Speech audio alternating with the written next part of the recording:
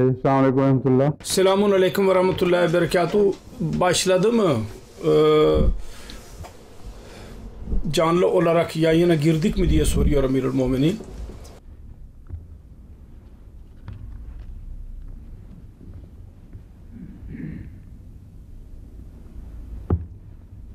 Euzubillahimineşşeytanirracim. Bismillahirrahmanirrahim. لقد من الله على المؤمنين إذ بعث فيهم رسولا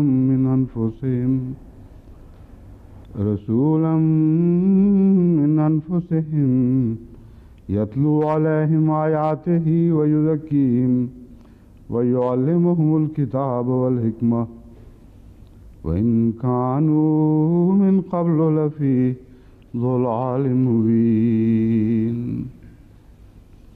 أولما أصابتكم مصيبة قد أصبتم مثلها قلتم أنى هذا قل هو من عند أنفسكم إن الله على كل شيء قدير وما أصابكم يوم التقى الجمعان فبإذن الله وليعلم المؤمنين. İn ayat ki bu ayetlerin 2-3 günden beri tilavetini yapıyoruz. Fakat daha şimdiye kadar biz ilk ayetini bitiremedik. Bugün bu konunun geri kalmış olan kısmını beyan edeceğim. Şii müfessirlerin beyan ettiği ve onların her deliline cevap vermekteydim. Fakat daha önce dün Lokman Ahmed adlı birisi bana anlattı. Hem o hem de diğer bazıları düşünüyorlar. Azer ve Yıldız meselesi beyan edilmişti. O kadar ecnebiydi ki dinleyiciler onu anlayamadılar. Çünkü onun tarihsel arka planını bilmiyorlar. Onun için daha detaylı olarak istiyorum. Kur'an ne diyor? Kitab-ı Mukaddes ne diyor? Ve müfessirler için bu nedir? Onların düşüncesi nedir? Ve benim düşüncem nedir? Bu biraz daha fazla aydınlanmak istenen bir şeydir. Çünkü bir karışıklık söz konusudur. Onun kafasında bir karışıklık vardı konuştuğum zaman. Onun için özet olarak ben bu konuyu ele alıyorum. Kur'an-ı Kerim'de Hz. İbrahim Aleyhisselatü Vesselam'ı zikrederken kendi babasının adı Azer olarak beyan etmiştir. Ve bir seferinde kendi babası için bir dua etmiştir. Onun zikri vardır. Ve başka bir yerde de bir zikir vardır. İbrahim bu dua şu gayeyle yapmıştı ki o babasına söz vermişti. Ben senin affedilmen için mutlaka dua edeceğim. Ancak Allah Celle Celaluhu Hazreti İbrahim Aleyhisselatü Vesselam'a babasının Allah'ın düşmanı olduğunu açtığı zaman Hazreti İbrahim Aleyhisselatü Vesselam tövbe etti ve ondan sonra asla kafasından dahi çıktı. Fakat o zamana kadar sözünü yerine getirmiş idi. Bundan değişik müfessirler biraz karışıklık hissettiler. Fakat ben daha önce bir seferinde İd zamanında, bayram zamanında hutbemde beyan etmiştim. Bu Hz. İbrahim Aleyhisselatü Vesselam'ın Allah-u Teala ile olan özel ilgisi vardır. Allah-u Teala daha önce dahi mani olabiliyordu. Mutlaka olacağını biliyordu. Hz. İbrahim Aleyhisselatü Vesselam babasının vefat ettiğinden sonra sözünü yerine getirmiştir. Çünkü bu zannederim Kabe yapıldığı zamanki duadır bu. Ve ondan önce onu bırakmıştı ve büyük inkılaplar yaşanmıştı. Ve müşrik için hayatta dua etmek caizdir. Çünkü bütün müşrikler için Hz. Resulullah sallallahu aleyhi ve sellem dua ederdi. Ya Rabbi onlara hidayet ver. İşte o duaydı bu inkılap yaratan. Hz. İbrahim aleyhissalatu vesselam ile alakalı olarak duanın zikri babasının ölümünden sonradır. Çünkü müşriklerin hayatında onlar için dua etmek yasak değil. Aksine Hz. Resulullah sallallahu aleyhi ve sellem'in duaları kesinlikle ispat edilmiş olan dualar. Onlar hakkında mesela Ebu Cehil, Allah-u Teala ona hidayet versin. Bu ispat edilmiştir. Bütün kavim için dua ederdi. Ve o zaman Taif zamanında meşhur dua yapmıştı. Allahümme hadi kavmi fe innehum la ya'lemun. Sonra aynı dua tekrar yapılmıştır. Aynı kelimelerle dua etmiştir Resulullah. Demek ki müşrikler için dua etmekten yasak onun hayatına kadar değil, hayatından sonra başlar ve ölümünden sonra hidayet duasını yapamazsınız zaten. Bir tek dua edebilir, o da mağfiret duası var. Allah-u Teala der ki o benim önüme çıktıktan sonra hayatları boyunca tövbe etmediklerinden dolayı ondan sonra Allah-u Teala bilir ne yapacağını, siz dua etmeyin onlara. Bu konudur. Bunu göz önünde bulundurarak Hz. İbrahim Aleyhisselatü Vesselam'ın babası için ettiği dua, Kur'an-ı Kerim onun babası olduğunu beyan eder. Onun ölümünden sonraki duadır bu. Ve Yüce Allah'ın kendisine karşı özel rahmet ve şefkat muamelesidir. Allah-u Teala biliyordu onun düşman olduğunu, babasının.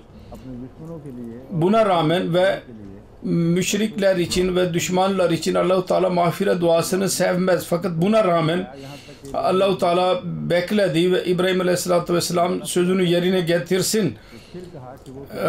O ana kadar bekledi ve o kabul ettikten sonra o müşrik idi dedi Allah-u Teala. Ben onu detaylı olarak sizin önünüze koyuyorum ki onun arka planını anlayasınız. Hz. İbrahim Aleyhisselatü Vesselam dua ile alakalı olarak babasından dolayı ismi zikredilir ve Azer olduğu beyan edilir. Kesin bir şekilde bunu unutmayalım. Kitab-ı Mukaddes'te dün ben bir referans okumuştum. Orada Azer yerine Tarih ismi beyan edilmiştir. Babasının adı Tarih idi. Ve şu da beyan edilmiştir ki Hz. İbrahim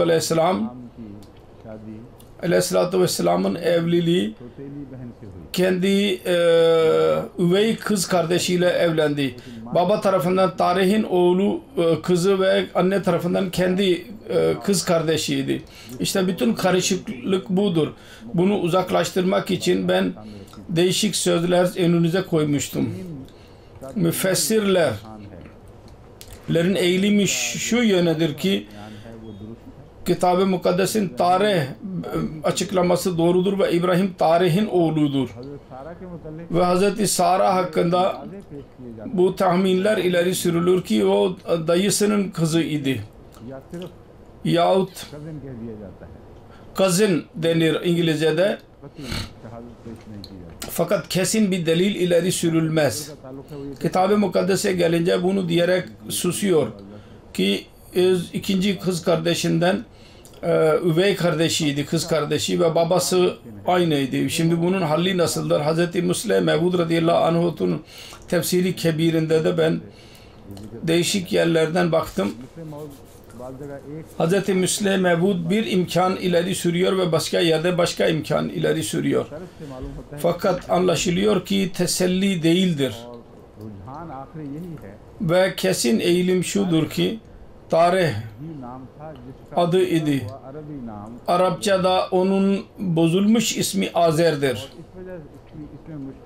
Ve zorluk şudur ki Azer'in Tarih ile Tarih'in erkek kardeşleri arasında zikri yoktur. Ve Tarih'in zikri vardır ve ondan sonra ne kız kardeşlerinden zikredilmiştir मुफस्सिरीन के लिए ये Onun için bu bizim müfessirlerimiz zorluklara karşılaştılar.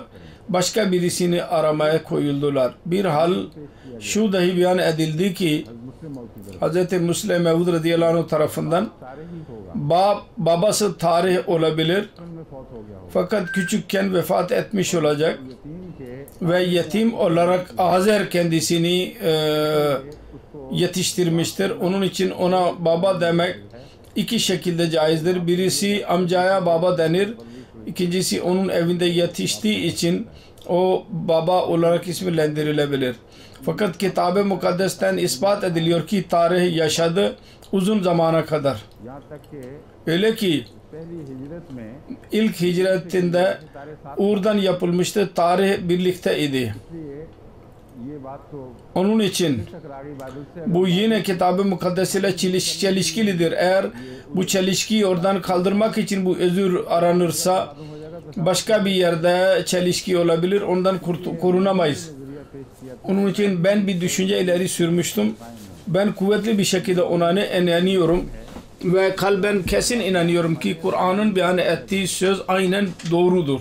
Ibrahim के बाप İbrahim'in babasının adı Azer idi. Tarih değildi. और सारे के और भी बहुत थे Ve tarihin birçok kardeşi vardı. वो भाई जो थे उनमें Onlar da Azer dahi onlardan birisiydi. और भाई थे मैं अभी आपके सामने रखता हूँ Onun diğer kardeşlerin olduğunu ben ispat edeceğim. Tarihin Hz. İbrahim Aleyhisselatü Vesselam ile birlikte gitmesi sabittir. Fakat Azer'in kendisiyle birlikte gitmiş olduğu sabit değil. Azer ismine gelince यकीन करता है कि एक नाम आदर का भी मिलता है Azer'in bir ismi dahi bulunur. के बाप İbrahim babası olarak. और एक मशहूर मुअर्रिख Meşhur bir tarihçi. तीन में से बहुत ही काबिल एतमाद Tarih yazarları arasında çok güvenilir sayılır. İsmi Josephus'tır. यूसीबियस Eusebius कहते हैं लेकिन जोसेफस diyorlar fakat Josephus इसी का नाम है onun adı da Josephus'tır. अब athletic Diyor ki the father of ecclesiastical history Eusebius gives author name of Abraham father as Abraham's father's name. कहते हैं Yani तारे की बजाय tarih yerine वो जो एक्लेसिया ना एक्लेसिसी क्या है पहले इसका नाम तो सही पड़ा गया था एक्लेजिएटिकल लिखा हुआ है एक्लेजिएटिकल हिस्ट्री उसका वो सबसे बड़ा जद्द अमजद समझा जाता है मौरूखी में tarihçiler arasında onun en büyük babası kabul edilir. O diyor author İbrahim Aleyhisselatü Vesselam'ın babası olarak kabul edilir. O da Azer'e yakındır. Bunun üzerinde daha fazla araştırıyorum. Asıl bulunsun. Biz bunu Malik Ghulam Farid'in tefsirinden biz aldık. Note बड़े अच्छे हैं उनमें ये जिक्र मिला है Orada bu zikir bulduk. अभी तक मुझे सेल का Ben onu aradım. Seyl'in asıl referansını bulamadım. Seyl'in asıl referansına da bakacağım. Ve bu kitaptan, असल tarihten है जहाँ जिक्र मौजूद है asıl zikir neredeyse onu okuyarak size tekrar beyan edeceğim. तो बहरहाल कथी तौर Bir şey kesin olarak ispat ediliyor ki müsteşrikler पर एतराज़ करते हैं Kur'an'a itiraz ederler. उन्होंने मुसलमानों की मदद कर दी है Onlar Müslümanlara bu referansı arayarak Müslümanlara yardım olmuşlardır. Ve Kur'an-ı Kerim'in Azer beyanatı doğrudur. Onu niye değiştirelim? और उसे चचा को शुमार करें Ve amca olduğunu ileri sürelim. इस तरह दोनों मसाइल हल हो जाते हैं Böylece her iki mesele hal olur. सारा के लिए Hz. Sara için ayrı bir baba aramaya gerek yok. वो सारे की बेटी बनी रहे Tarihin kızı olsun आपके साथ सफर ve tarihin kendisiyle birlikte yolculuk yapması kızı nispetiyle daha makul görülür. Azer büyük düşman olduğu için bunu da görmemişti ki kendisiyle birlikte yolculuk yapsın yahut belki o zaman ölmüş olabilir, fakat dua ettiği zaman tarih yaşıyordu ve hazır ölmüştü, bunu kesin olarak bilin. Şimdi tarihin yaşı ne kadar idi ve Hz. İbrahim Aleyhisselatü Vesselam'ın ve dedesinin yaşı neydi? Kitab-ı Mukaddes'ten ben referans ileri süreceğim. Tarihin doğumu zamanında Nuhur'un yaşı 29 sene idi. Nuhur Hz. İbrahim Aleyhisselatü Vesselam'ın dedesi ve erkek kardeşinin ismidir. Orada birbirine benzeyen isimler vardır. Bugünlerde de vardır. Torunun ismi dedesinin ismine üzerine konur. Kitab-ı Mukaddes diyor ki Nuhur'un yaşı Hz. İbrahim Aleyhisselatü Vesselam'ın babası doğduğu zaman 29 yaşındaydı. Sanki Nuhur'un tam yaşı buna göre 148 sene oluyor. Unutmayalım. Kitab-ı Mukaddes'ten hesap yaptık. Nuhur'un yaşı 148 senedir. Hz. İbrahim Aleyhisselatü Vesselam'ın babası doğduğu zaman 29 yaşındaydı.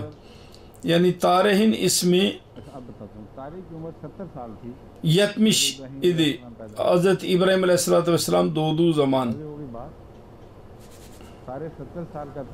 Tarih 70 yaşındaydı. Bunların sözüne göre İbrahim Aleyhisselam doğduğu zaman ve İbrahim Aleyhisselatü Vesselam'ın doğumu bundan 78 sene sonra babası vefat ediyor. O zamana kadar da hicret etmiş idi. Dede yaşıyordu o zaman.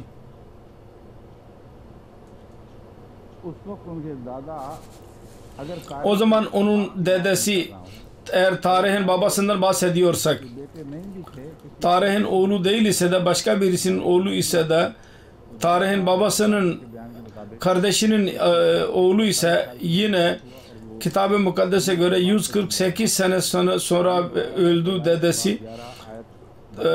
Tekvin 11. bab ayet 31 galiba. Şimdi başka bir rivayet var. Kitab-ı Mukaddes'te ne kadar karışıklıklar var, şüpheler ve o kadar fazla şüpheler vardır bazı açıklamalarda. Birçok isim genellikle isim olarak beyan edilir ama detaylı olarak değil. Onun için tarih bir tek insan idi demek ve onun kardeşleri değildi demek doğru değil. İyi bir şekilde dinleyiniz. Tarihin diğer erkek ve kız kardeşleri ne kadar idi ve onların durumu nasıldı? Kitab-ı Mukaddes'te yazılıdır. Surur 21 yaşındaydı Nuhur doğduğu zaman ve Nuhur'un doğumundan sonra Surur 200 sene yaşadı ve dedesi dahi yaşıyordur. Hz. İbrahim Aleyhisselam'ın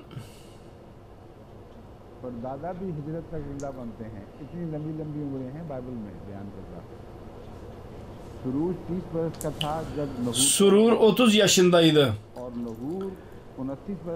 Nuhur 29 yaşındaydı tarih doğduğu zaman. Eğer tarih İbrahim Aleyhisselatü Vesselam'ın babası ise 59 yaşındaydı dede. Dedenin babası ve dede 29 yaşındaydı.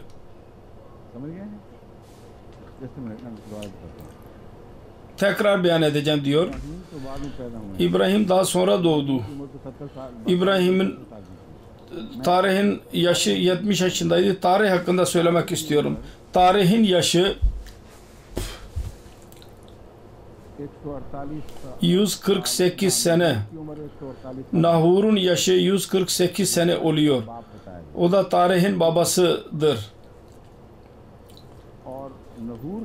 Ve Nahur'un babasının ismi Suruc idi. O tarihin dedesiydi. Anladınız mı? Şimdi tekrar girelim. Suruc 30 yaşındaydı ve ondan sonra Nuhur doğdu. Nuhur'un doğumundan sonra Suruc 200 sene daha yaşadı. Yani İbrahim Aleyhisselatü Vesselam'ın dedesinin babasının ismi beyan ediliyor.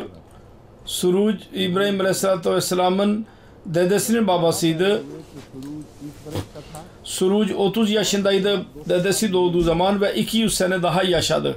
अब नहूर की उम्र Şimdi Nuhur'un yaşıyla birlikte 200 साल, biz onu birleştirirsek तो पता चला कि नहूर अगर 148 जिंदा रहा, 100 Nuhur 148 sene yaşadıysa 52 साल बाद ondan 52 sene sonraya kadar नहूर का बाप भी जिंदा Nuhur'un babası yaşamıştır. इब्राहिम के दादा Hazreti İbrahim Aleyhisselam'ın dedesi sonunda 148 yaşında yaşına geldiğinde vefat ettiği zaman ondan sonra yine dedesinin babası 52 sene daha yaşadı. Bu Kitab-ı Mukaddes'in beyanatlarıdır. Buna önem veriliyor. 29 साल का दादा, 29 yaşındaki dede yaşıyor. ये अभी तजुर्बे की बात नहीं, 800 साल की उम्र है। Hayret verilecek değil. 800 sene, 1000 sene yaşta yazılıdır Kitab-ı Mukaddes'te. Eğer bu kabul edilirse bir defa hesap yaptım. Hazreti Nuh Aleyhisselam zamanında eski bütün peygamberler yaşıyordur. हजरत इब्राहिम के ज़माने में Ve Hazreti İbrahim Aleyhisselam zamanında Hazreti Nuh yaşıyordur. दादा Hazreti Nuh'un dadesine niye tecrübe ediyoruz? Hazreti Nuh'a gelince भी नहीं बल्कि orada नूह भी हजरत Hazreti Nuh dahi Hazreti İbrahim Aleyhisselatü Vesselam'ın doğumundan sonra yaşıyor. जिंदा रहते Ve 55 sene sonraya kadar yahut 50 sene sonraya kadar yaşıyor. हैं। ये बाइबल है, Kitab-ı Mukaddes budur. इतना एतमाद किया जा Buna o kadar güvenilir ki के लिए Kur'an-ı Kerim'in जा रही है konusu için teviller aranmaktadır. गुंजाइश। Bunun bir akli bir yer yoktur bunun için. Sonra ne karışıklıklar var daha sonra bakın. नहूर 29 बरस का Nuhur 29 yaşındaydı Tarih doğduğu zaman ve Tarih'in doğuşundan sonra Nuhur 119 sene daha yaşadı. से बेटे और बेटियां पैदा हुई। Ve ondan sonra erkek ve kız çocuklar doğdu. सारे की पैदाइश Tarih'in doğumundan sonra 119 seneye kadar जिंदा रहा है। bu yaşadı. और हजरत इब्राहिम अलैहिस्सलाम Ve Hz. İbrahim Aleyhisselatü Vesselam उस वक्त पैदा हुए जब तारे 70 बरस का था। Tarih 70 yaşındayken doğdu. अब देखना है कि हजरत इब्राहिम के Şimdi Hz. İbrahim Aleyhisselam'dan sonra होते रहे। diğer çocuklar doğmuştur ve daha önce dahi durmadan doğmuştur. तारे तक मौजूद करने Onları tarihe kadar sınırlandırmak Kitab-ı Mukaddes'in kendi şehadetine aykırıdır. बाद 119 Tarihin doğumundan sonra 119 seneye kadar onun babasının çocukları doğmuştur. Hem kızlar hem erkekler.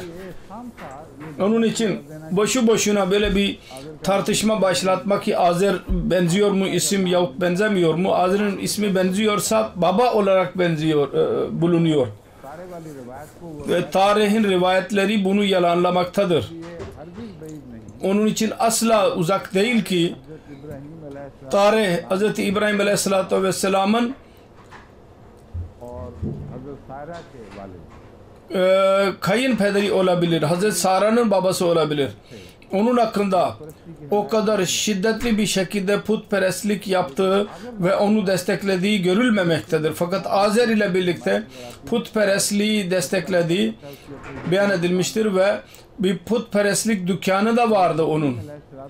अलैहिस्सलाम Hz. İbrahim Aleyhisselatü Vesselam eğer Kur'an Azer'in oğlu beyan ediyorsa hiçbir sebep yoktur ki आयत की तावील करके o ayeti tevil ederek tarihi baba yapalım yahut başka bir baba arayalım. Ve Azer काफी देर तक जिंदा रहा। uzun zamana kadar yaşamıştır के बाद ve onun ölümünden sonra onun için dua edilmiştir. तारे उसके बाद फिर Ve Tarih ondan sonra yine yaşamıştır. और तारे के मरने के Ve Tarih'in ölümünden sonra onun dedesi dahi yaşamıştır. बाद है सारा। Bütün bu özet budur Kitab-ı Mukaddes'in, ये Bible'ın. नामा है तारे Ve bu tarihin और नहूर और हरान पैदा nesebnamesidir. Haram ve Nuhur ve diğerler doğmuştur ve diğer çocukların ismi bırakmışlardır. Birçok çocuk vardı. Eğer isimler detaylı olarak bulunmazsa da fark etmez. Sel'in referansı की बच्चियां हैं, उन्होंने bizim kız çocuklar, araştırmacı çocuklar buldular. Sophia Safi लिख रही हैं Sofia Safi diyor ki Abraham's father is also called Zara in Talmud, author by Eusebius. Page 126 Sel 129 sayfa. दो नाम बताएं Yani iki isim beyan etmiştir. Birisi Arthur, से मिलता है Azer'e benzeyen एक जारा ve ikincisi Zara. शायद तारे का सुबह पड़ा है Onun için Tarih ismi belki vardır çünkü zar vardır içinde. उसका एक pronunciation Ve onun bir konuşma şekli Aser yerine Zare dahi beyan edilmiştir. Tarihten Zare o kadar yakındır ki से फिर belki ondan dolayı kitap yazanlar aldandılar ve सारे नाम के onlar tarih ile alakalı olarak Hz. İbrahim Aleyhisselatü Vesselam'ın babasından bahsettiler. Bu müsteşrikler bu isimleri kabul ediyorlar.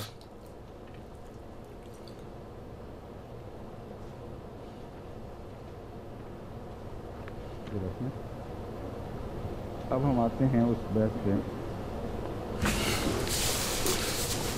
ये मुफस्सिरीन के मैं कुछ हवाले Şii müfessirlerin bazı referanslarını okumuş bulunuyorum. कर रहे हैं Bunlar ispat etmeye çalışıyorlar ki bu ayeti Kur'an ayeti सल्लल्लाहु açıkça Resulullah sallallahu aleyhi ve sellem'in ezvacıları ehli beyt olarak beyan edilmiştir. वहाँ से निकाल Onları oradan çıkaralım. से नहीं निकलते Ayetten çıkmıyorlarsa başka bahaneler arayalım ve ispat edelim ki ehli beytten değil idiler karıları.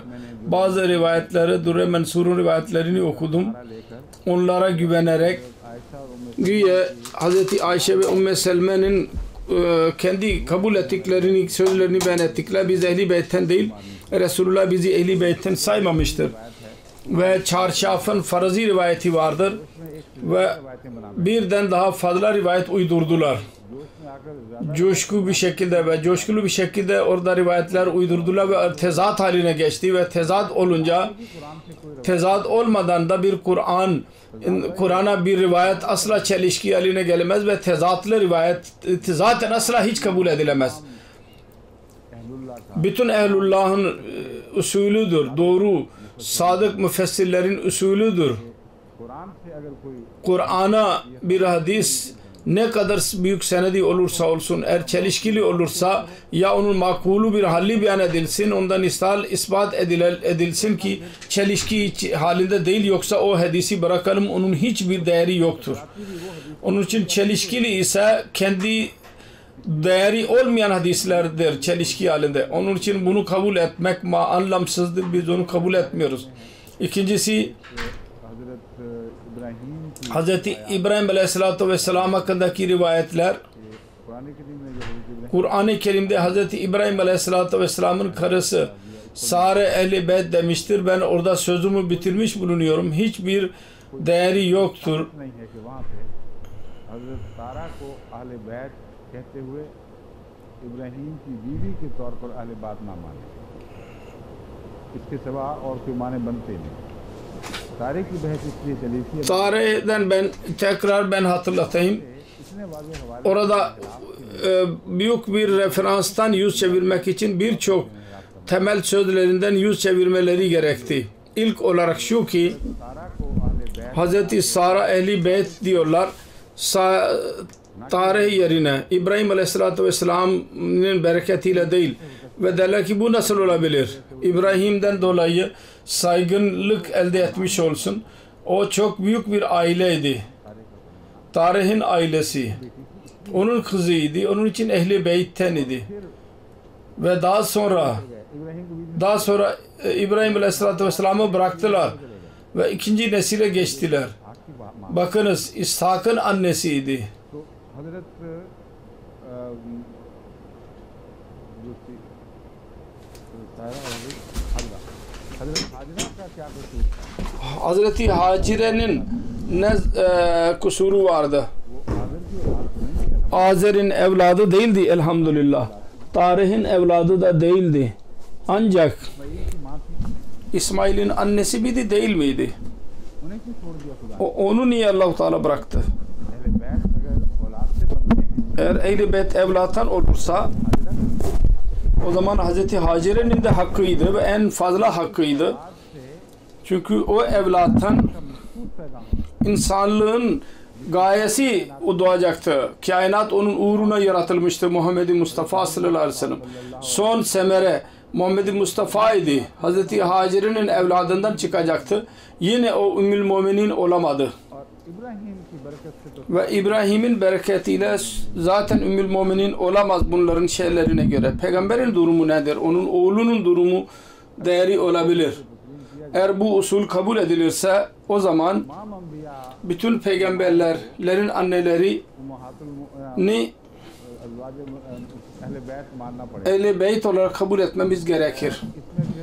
Ve bunda daha sonra birçok karışıklıklar söz konusu olacaktır. Hazreti İbrahim Aleyhisselatü Vesselam'dan sonra Hazreti Lut vardır. Hazreti Nuh vardır.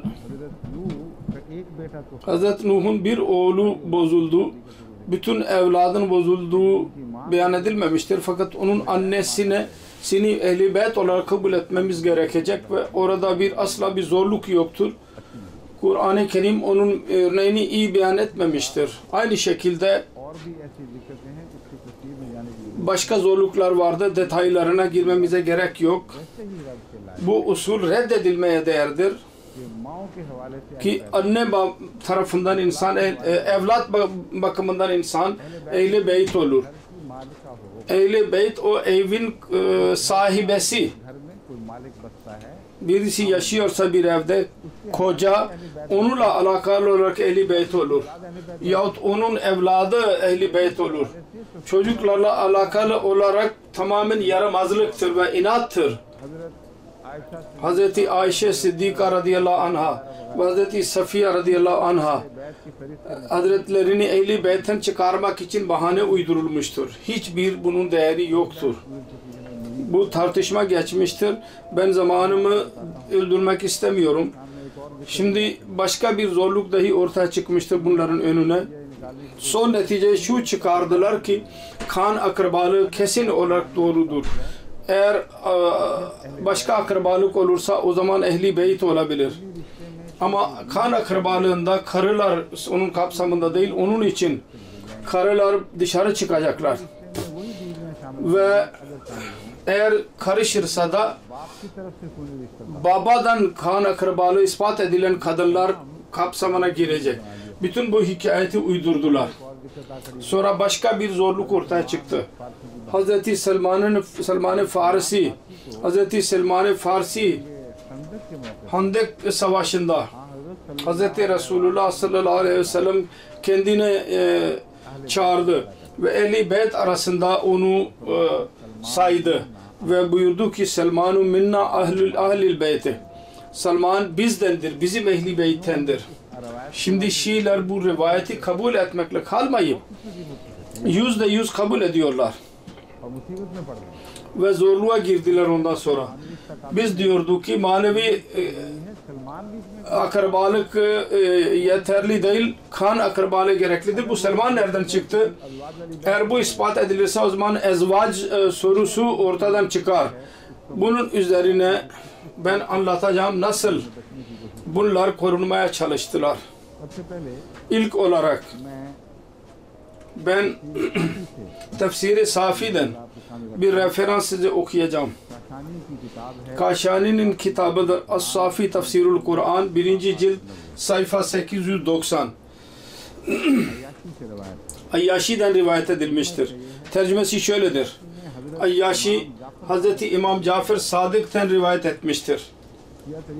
Şia'nın yolu budur ki eğer bir imama kadar rivayet ulaştırılırsa merfu kabul edilir. Derler ki imamın derecesi o kadar yücedir ki ondan sonra ispat etme gerek yoktur ki o kimden duydu ve ondan sonra kim duydu. İmama kadar ulaşsın, ister 200 sene sonra doğmuş olsun, onun rivayeti sanki muttasir Resulullah sallallahu aleyhi ve sellem'e kadar ulaşmış gibi kabul edilecek. Onun için İmam Sadık'ın zikri geçerse o da rivayet biter. Fakat onun senedi kesin olacak. Ayyaşi İmam Cafer Sadık'tan rivayet etti. Kendisi dedi ki her kim aranızdan Allahu takvasını benimserse ve ıslah ettiyse o biz Ehl-i Beyt'tendir. imamlar बाज और çok temiz ve yüce insanlar idiler, büyük insanlar. के अकायद जितने Şiilerin inancı ne kadar bozulursa bozulsun, unutmayalım ki Hz. Akdas Muhammed Resulullah sallallahu aleyhi ve sellem'in kanı hangi nesillerde girdiyse çok uzun zamana kadar जौहर दिखाता रहा। büyük cevher göstermiştir. इनके अइम्मा जो रसूलुल्लाह Ki onların imamları की तरफ से Hz. Fatıma tarafından olan मैंने जायजा लिया her ne kadar araştırdıysam çok temiz insanlar, takva sahibi ve doğru insanlar idiler. है। रिवायात अगर Onlara yalancı bir rivayet birisi isnat ederse o zaman onlar sorumlu değil. Böyle rivayetleri araştırmak lazım ve tanınır onlar kolay bir şekilde. Çünkü diğer kesin rivayetler onları yalanlarlar. अइम्मा के मुतल्लिक Ancak imamlar hakkında asla vahime dahi olmamalı ki onlar nefsani hislere tabi olarak bir şey uydurabilirler. तकवा से फर्ज मैदान बन Takvalı insanlar muhalifane bir şekilde duydularsa eğer doğruysa onu kabul ettiler. और खत्म परवानी की कि Kesinlikle demediler ki onlar muritleri ne netice çıkaracaklar. Burada बाकियों के Hazreti İmam Bakır hakkında rivayet vardır. Hazreti İmam Cafer Sadık hakkında dedi ki अल्लाह का तकवा aranızdan kim Allahu Teala'nın takvasını benimsiyse ve ıslah ettiyse biz ehli beyttendir. Dendi ki siz ehli beyt हाँ हम अहले बैत हैं। beytten mi? Evet biz ehli beytten. ने हमसे मोहब्बत İmam Bakir dedi ki her kim bizi sevdiyse biz ehli beyttendir. Soruldu. Sizden mi? Evet bizden. खुदा की कसम Allah adına yemin ederim ki siz kavle İbrahim'in sözünü dinlemediniz mi? Her kim bana tabi olduysa o bendendir. हजरत इमाम Sadiq Ve Hz. İmam Sa'd Aleyhisselam'dan rivayet edilmiştir. नाफरमानी Her kim bana isyan ettiyse sen çok bağışlayansın ya Rabbi. रिवायत है। Bu rivayettir. İmamların mesleği budur.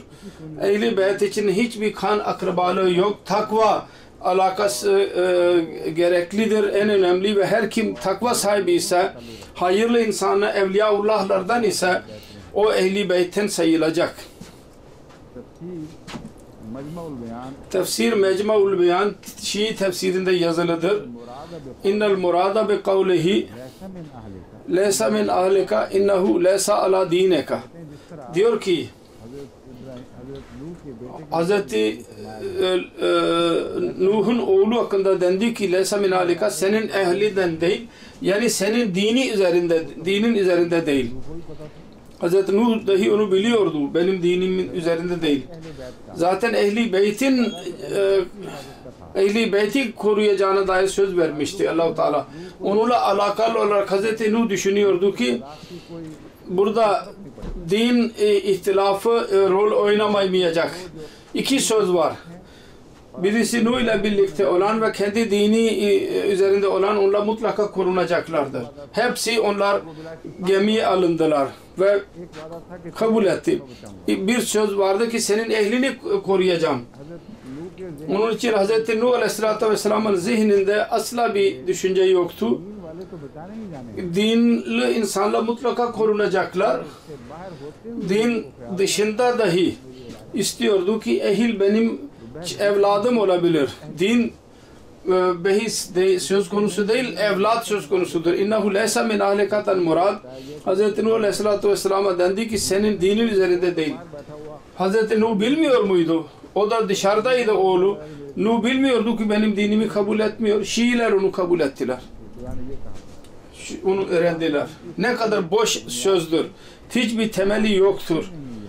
Orada uygun olmuyor. Fakat bunlar böyle diyorlar. İnnehu leysa ala dineka fakana kufruhu akhrajahu en yekuna lehu ahkamu ahlihi on Jamaat an cemaatin minel mufassirina ve hasa kama kâle Nebi sallallahu aleyhi ve sellem Selmanu minna ahlil beyt. Buraya kadar geldiler. कहते हैं दरअसल Salman Yani Selman niye ehli beyt olarak sayıldı? के लिहाज Din bakımından idi.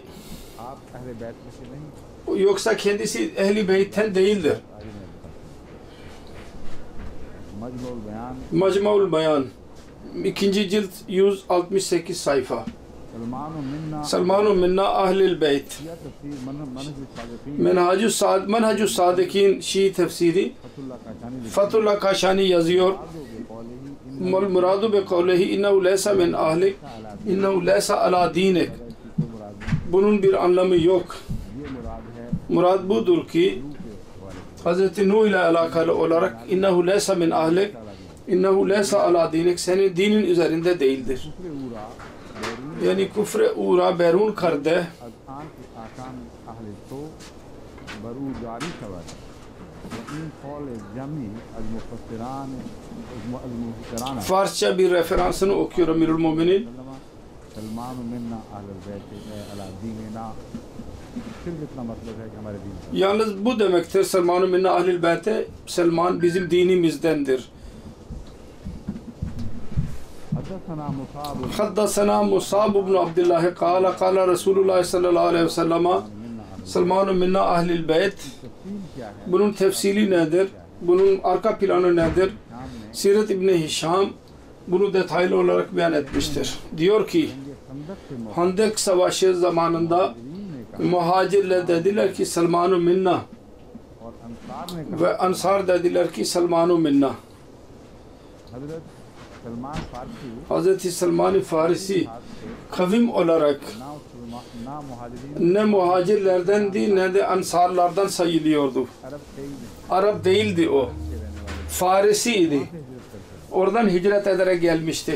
किसके साथ खड़ा किया Kiminle birlikte onları फरमाते şey yapalım, Resulullah böldü. Ensar bir tarafta, muhacirler bir tarafta अपने खानदान के ve kendi ailesinin üyelerini bir tarafta saydı. उस वक्त क्या झगड़ा हुआ सबने अपनी तरफ बुलाने की कोशिश Herkes Selman bize katılsın dedi. Muhacirler dediler ki bu Selman bizden yanadır. Ensar dediler ki bizimle beraber olacak. वसल्लम ने Resulullah sallallahu aleyhi ve sellem onların sözüne göre ne dedi? Selman-ı minna ahlil beyte. Selman bizim ehli beytimizdendir. Bizim dinimiz üzerindedir. Sizin dininiz değil. Şiilere göre ne Ansar'ın dini üzerinde ne de muhacirlerin dini üzerinde, yalnız bizden, bizim dinimiz üzerindedir. Bu kadar yanlış ve ahmakça bir söz düşünülebilir mi? बातों को कीजिए Nasıl düşündüler? अंधेरे में बहुत दूर की पूछती है Kör पड़ेगी gibi düşündüler. मौका ये है Karanlıkta kör nasıl düşünürse. मुहाजिरीन कहते हैं Ansarlar diyorlar ki bizim, muhacirler diyor ki bizim, Resulullah diyor ki bizden delili beyten ve Şiiler diyorlar ki yalnız din söz konusudur. Peki muhacirlerin dini üzerinde mi yoksa Ansar'ın dini üzerinde mi yoksa Resulullah'ın dini üzerinde mi? आगे चलिए Netice bu çıktı. Syed मोहम्मद बाकिर मजलिस Seyyid Muhammed Bakir Meclisi diyor ki को तस्लीम करने पर मजबूर है hakkı kabul etmeye mecbur olur. ये कि Ve sebebi şudur ki इमाम बहुत Sadiq Şii imamlar çok doğrudur, muttaki insanlardır. कहते हैं बसाइल दरजात में फजल बिन ईसा से रवायत Diyor ki Fazıl bin İsa'dan rivayet eder ki ben ve benim babam yani İsa ve Fazıl ikisi हजरत सादिक की खिदमत Hazreti Sadık'ın huzuruna çıktık. मेरे तेरे बुजुर्गवार ने Benim babam arz etti. Bu doğru mudur? Resulullah sallallahu aleyhi ve sellem buyurmuştur. मान हम Selman biz ehli beyttendir. हजरत ने फरमाया Hazret buyurdu evet. मेरे वालिद साहब ने Benim babam dedi ki Abdul मुत्तलब की Abdülmuttalib'in evladı mıdır? जो जहन में एक खटका सा था Zihinde bir soru vardı. क्या कह रहे हैं Şimdi ne diyorsunuz diye sordu. मुराद है Ehli beytten murat bu mudur? हजरत ने फरमाया Hazret buyurdu o ehli beyttendir. Ben o kadar söyleyeceğim. कि इदराक को कतन नजर अंदाज İtirazını bir tarafa atmıştır. वालिद ने Benim babam arz etti. Ebu Talib'in evladının arasından mıdır? Hazret buyurdu ehli beyttendir. कहते हैं Takva buna denir. बड़े बड़े बुजुर्ग Ne kadar büyük insanlar idiler bunların imamları ve bu mevcut bedbaht Şiiler ne kadar uzaklaşmışlardır haktan. Hazret buyurdu ki ehli beyttendir. Benim babam arz etti. Ben sizin sözünüzü anlayamadım. Ne demek istiyorsunuz? ने फरमाया Hazret buyurdu. O zaman sen de ki o biz ehli beyttendir. Bundan fazla değildir. Hiyatul Kulub Mohammad बाकिर Allame Seyyid Bakir Meclisi दोम 2. cilt 956 sayfa 954 İmamiye Kütüphane Lahor. इससे सारा मजमून खुल जाता Bundan bütün konu açılıyor. है। कथी तौर पर कुरानी आयात Kesin olarak Kur'an ayetlerin ile ispat ediliyor ki Ehli Beyt için ये शर्त लाजिम नहीं bu şart lazım değil ki kan akrabalı olsun ve nesilden olsun. दो बातें हैं İki söz var. मजबूरन माननी पड़ रही Bunlar mecburen onu kabul ediyorlar. कि Nesilden şu bakımdan ki Hz. Fatime radıyallahu anha ve daha sonra kendi neslini ilave edelim. Akrabalı şu bakımdan ki Hz. Ali'yi kabul etmek gerekir. ना दामाद के तौर पर Yoksa damat olarak olamazdı. और उसके अलावा बाज Bunun dışında सदका जिनपे सदका हराम है वाली sadaka haram olanlar arasında को शामिल करना पड़ता है। Hz. Akil ve diğer kan akrabaları bunun kapsamına alınır. Sonra din akrabalığı var. Din dahi gereklidir. Din üzerinde olmak. दोनों Bu her iki düşünce bir tarafta ve Hz. İbrahim Aleyhisselatü Vesselam'ın karesinin Allah-u Teala'nın melekleri Ehli Beyt olarak kabul onu beyan etmeleri bu bir tarafta. İspat edildi ki Resul'ün peygamberin karısı Ehli Beyt'tendir. की बहस Ama karabalık daha hala var.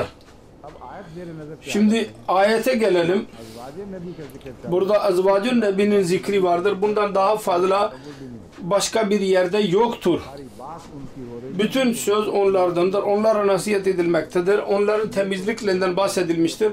Şöyle yaparsanız iki çeşit mükafat size verilecek. Biz size yardım edeceğiz ve hiçbir zikir yoktur başka yerde. O zaman akrabalık şartı da ortadan kalkmış oldu.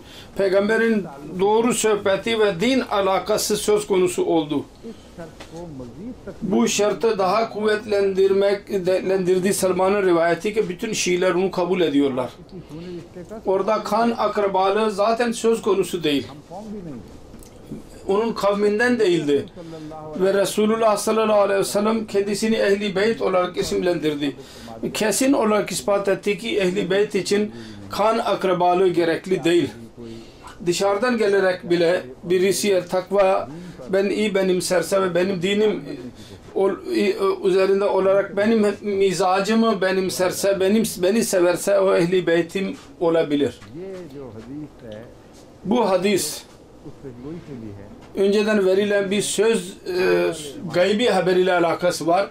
Gelecek olan imam Salman फारसी Hz. Salman-ı Farsi'nin ailesinden, neslinden olacağı beyan edilmiştir. Başka bir söz सूरह जुमा नाज़िल हुई Cuma suresi nazil olduğu zaman ayetleri uzundur. Daha önce beyan etmiş bulunuyorum. İşareten hatırlatmak istiyorum. कि जब तमाम अरब Bütün Araplar oturuyorlardı. बहस ये थी कि आने वाला कौन Gelecek kim olacak diye soruluyordu.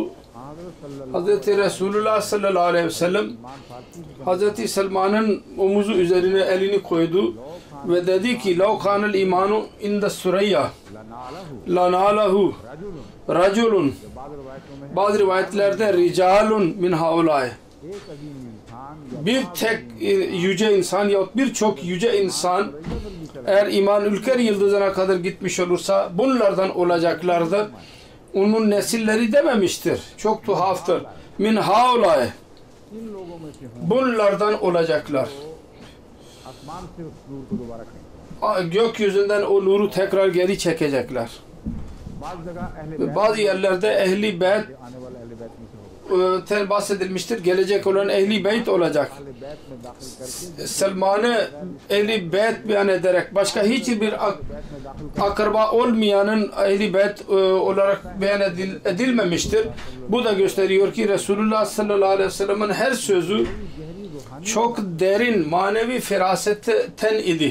और उसको शक्ति तौर पर Ve onu yüzeysel olarak ayrı ayrı bakmamamız lazım. Bunlar birbirine bağlıdırlar.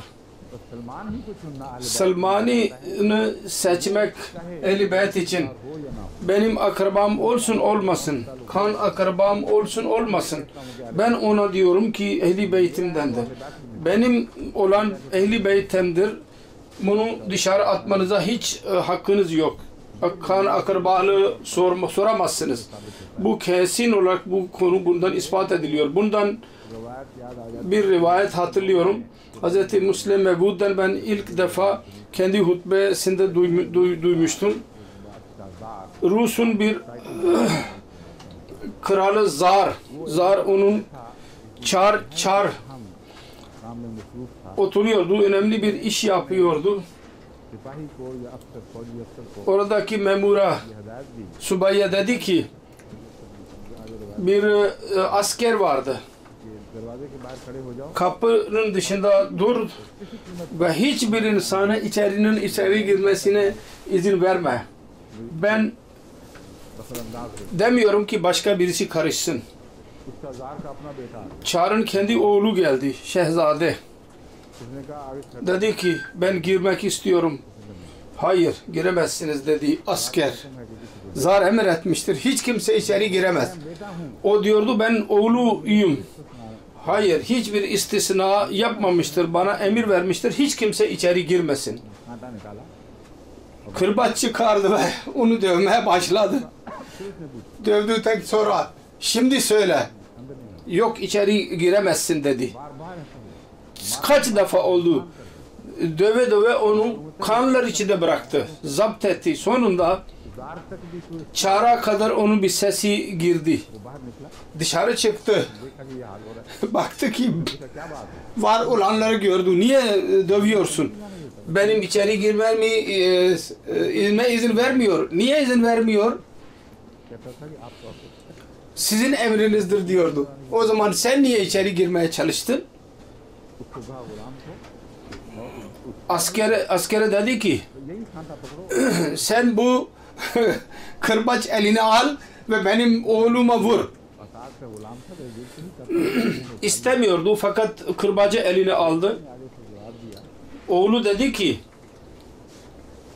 सल्तनत रूस में Rus saltanatında पुराना कानून चला आ रहा है। eski bir yasa vardır. फौजी Hiçbir asker नहीं, ये नहीं है। कोई सिपाही hiçbir asker kendisinden daha yüce mertebeli birisini dövemez. और मेरा ये मर्तबा है। Ve benim mertebem şudur. Ve bu genel bir normal bir askerdir. Bu yasaya aykırı davranılamaz. ये कानून है, Baba dedi evet doğrudur. O yasa yerindedir. Fakat dedi ki ona dediler ki Jarnail बनाते onu general haline getirerek filan general bu kırbaç eline al ve benim oğlumu döv. Şehzade dedi ki başka bir yasa var. और कितना बड़ा Şehzade olmayan ne kadar büyük bir subay olursa olsun şehzadeyi dövemez. उसको कहा मुखातब करके Muhatap olarak dedi ki ey şehzade उठाओ ये कोड़ा और मेरे बेटे को bu al eline ve oğlumu döv. Onun üzerine o dövdü. बादशाह को Şimdi çar dünyanın bir kralının yetkisi var. Kimi isterse ailesini alabilir, şehzade yapabilir. Fakat bu bedbahtların yanında Resulullah'ın hakkı yok. Ve Resulullah ile birlikte hiç kimse şehzade olamaz. Ne kadar haksızlıktır bu. जुमान मोहम्मद रसूलुल्लाह के Bütün dünyanın licamı, yeleği Resulullah sallallahu aleyhi ve sellem'e eline verilmiştir. Selman-ı minna alil beyte Resulullah'ın yetkisi vardır. Kimi isterse Ehl-i Beyt'in kapsamına alabilir. Ve şartlar nelerdir? Beyan ediyorum. Kur'an-ı Kerim'in şartları nasıl Şiilerin bütün delillerini paramparça ederler. फरमाता है या अय्युहन्नासु इन्ना खलक़नाकुम मिन ज़करिन व उन्सा वजअलनाकुम शुअबन व क़बाइल लितारफू वजअलनाकुम शुअबन व क़बाइल लितारफू इन्ना अक्रमकुम इंदल्लाहि अत्क़ाकुम इन्नल्लाह अलीमुन खबीर। सूरह अल-हुजुरात El-Hucurat suresi ayet 14. ए बनी नौ इंसान Ey insanoğlu हमने तुम्हें पैदा किया biz sizi yarattık. एक मर्द और एक औरत bir erkek ve bir kadından. वजालनाकुम शुऊबन Ve biz sizi हमने तुम्हें मुख्तलिफ कबीलों और değişik kabileler ve fırkalara böldük. महज इस तरह से Yalnız şu gayeyle ki इन कबाइल और siz bu kabileler ve bu kavimlerle alaka olarak birbirini tanıyasınız diye. जहाँ तक इज्जतों का ताल्लुक Hürmet, saygınlık meselesine gelince inna akramakum indallahi atkakum. हो तुम में से Aranızdan en fazla saygı değer अल्लाह के नज़दीक Allah katında en fazla takva sahibi olandır. किसी खानदान का ताल्लुक इस Hiçbir aile birisini saygın kız yapamaz. खानदान से अदम ताल्लुक ही Ve hiçbir aileden olmaması onu yine de saygınlığını düşüremez. İnna akramakum indallahi atkakum. Bu yasa budur. Bu debedidir ve bu böyle kalacaktır ve hiç bunda bir değişiklik yoktur. सबसे ज़्यादा मौजूद है Saygın odur, hürmete değer odur Muttaqi ki en fazla takva sahibi olan. से इज्जतें ढूंढ रहे हो तो मोहम्मद Şimdi का हवाला है Resulullah sallallahu aleyhi ve sellem ile alakalı olarak saygınlık elde edilir. En fazla takva sahibi olan Muhammed Resulullah idi. Ebu Haşim'den olduğundan dolayı değil. कि खुदा के नज़दीक सब Allah katında en fazla takva sahibi ve en fazla saygı değer olduğundan dolayı muttaki oldu.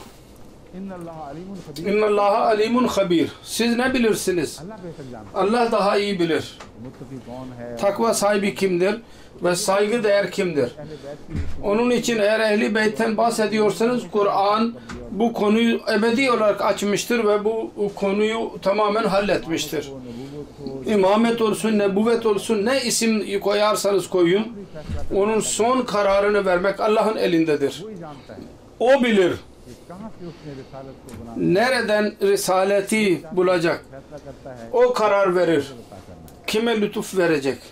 जिसको चाहता है अपना फर्ज Kime isterse kendi lütfunu verir. Ve hiç kimse onun eline durduramaz. Bu cahilane kavgalardır. की जाहिल Ve İslamiyet'ten önceki cahiliyenin sözleridir.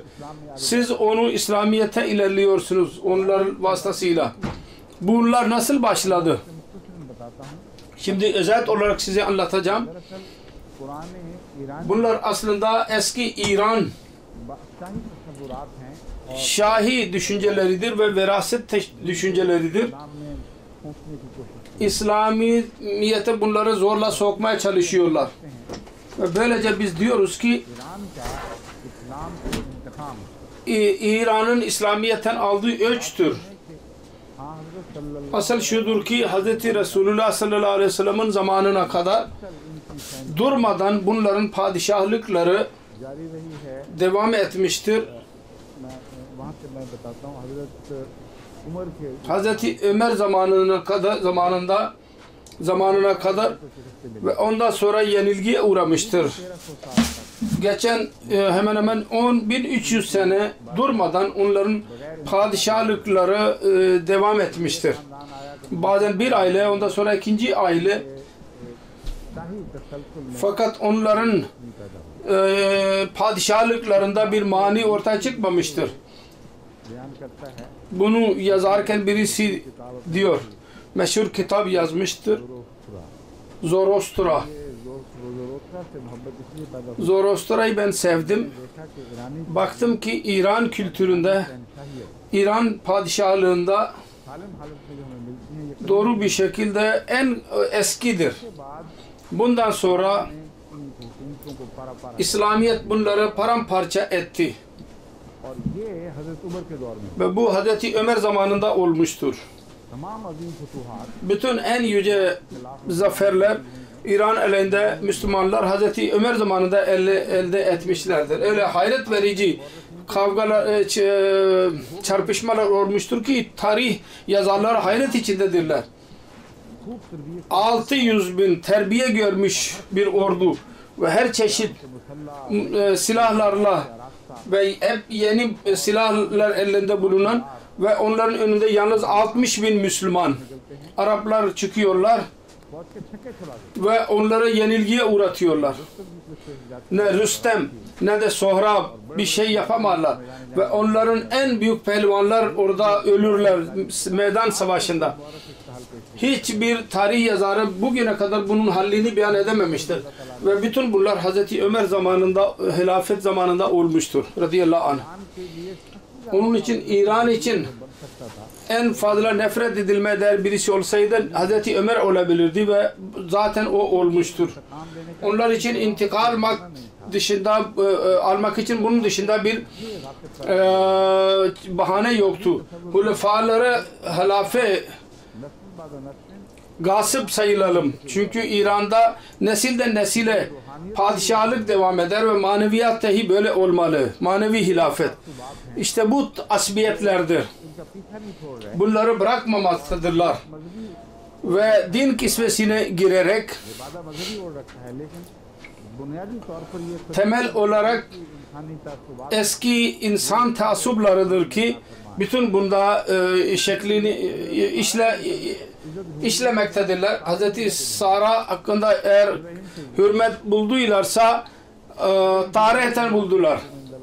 İnna akramakum indallahi atkakum, bunu bilseydiler, o zaman deseydiler tarihin bütün saygısı Hz. İbrahim Aleyhisselam'dan dolayıydı ve aynı şekilde o saygınlık Hazreti Hacere'nin içinde yazıldı ve ondan sonra bütün mesele ortaya çıkmış oluyor. Ben size söylemek istiyorum ki Hazreti Ömer'e karşı olan bunların düşmanlıklara Şiiler, bugünkü Şiiler bunu anlamazlar. Bu asbiyetlerdir. Bunlar öyle bir zamanda asbiyet gösterdiler ki Muaviye'nin hükümeti vardı ve İran'da bu planlar ortaya çıktı. Şii'nin dininin temel cüz'u haline geçti. Verese kan ile olur, nesilden olur, maneviyetten olmaz. Kur'an'dan mecbur olarak birisi bazı şartlar koydular. Kan tabii ki kesindir. Fakat maneviyat olursa o zaman daha güzeldir. İki şartta bunları sınırlandırarak Ehl-i Beyt'in kaynağını sınırladılar. Ve böylece Araplarda bazı fitneler ortaya çıkarılmıştır. O da merkezden çıkmıyorlar. Tarihi okuyun. Dışarıdan merkeze doğru geliyorlar. Bu fitneler İslam hükümetinin sınırlarında doğdular ve orada büyüdüler. आबादियों से दूर सहराओं में परवरिश पाती है, फिर जब हमला करती है तो कोई सब्जी बाकी नहीं करती। इसी तरह इन फितनों ने bu fitneler İran toprağında büyüdüler ve sonra göç aldılar sonunda. Fakat adıyla Alevilerin hükümetleri asla kurulamadı. Hz. Ali'nin kutsal ismi ve Ehl-i Beyt'in kutsal adı ile bu hükümeti devirmeye çalıştılar. Abbas'ın oğulları ondan istifade ettiler ve Abbasiler halife oldular, hakim oldular. Şimdi söyleyiniz.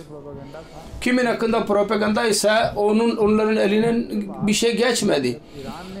Ve ondan sonra İran hükümetini tekrar geri aldığı zaman ve 200 sene sonra Araplardan sonunda hür oldular. Eğer onların mesleği takvadan yana olsaydı Hz. Ali radıyallahu anh'ın evladına İran'ın kralı haline geçirirlerdi, yaparlardı. Fakat o yalan idi. Sevgi değildi. İran asbiyetiydi işlemekte olan. Eski aileler tekrar ortaya çıkmıştır. İranlılar İran'a hakim oldular. Fakat Hz. Ali karramallahu vecahu'nun evladına davet etmediler ve onlara hakim seçmediler. İşte bütün arka plan budur. Bu kavganın sizin önünüze konmuştur. Fakat bu surenin tefsiri için bu araya çıkmıştı bu soru ve ben mecbur olarak. Çünkü bunlar Resulullah sallallahu aleyhi ve sellem ve Resulullah'ın hesaplarına saldırdılar. Ben de onun için mecburen bu tartışmaya girdim. Yoksa Uhud suresinin geri dönüyorum şimdi ben. Fakat bir referans daha okuyacağım. Hazreti Ayşe Sıddika radıyallahu anha ile alakalı olarak